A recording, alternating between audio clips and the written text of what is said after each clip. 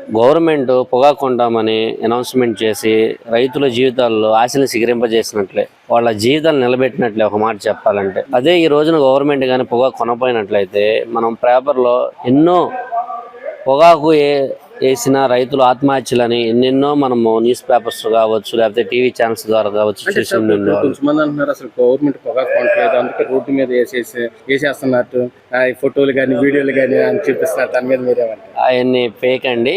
ఎందుకంటే ప్రాక్టికల్ గా మీరు కూడా లైవ్ లో వచ్చి ఉన్నారు. ఇది గవర్నమెంట్ గూడెమే, కాకుమన్ మండలానికి ఎలర్ట్ చేసిన ఒక పొగాకు గూడెంలో ఉండి మనం మాట్లాడుతూ ఉన్నాం. మరి కొనకపోతే మరి ఇదంతా ఏందండి? ఇదేమైనా సెట్టింగా? కాదు కదా. రైతుల యొక్క కష్టాలను, బాధల్ని గవర్నమెంట్ చూసింది కాబట్టి, నారా చంద్రబాబు నాయుడు గారు సీఎంగా ఉండి వాళ్ళ బాధలను ఎరిగి ఉన్నాడు కాబట్టి ఈ రోజున గవర్నమెంట్ ద్వారా పొగాకు కొనడం అనేది జరుగుతూ ఉన్నది. అంటే మీకు గిట్టుబాటు ధర ఇవ్వట్లేదు, మీకు అది సరైన రేట్ ఇవ్వట్లేదు, అది ఇది మాట్లాడే వల్ల?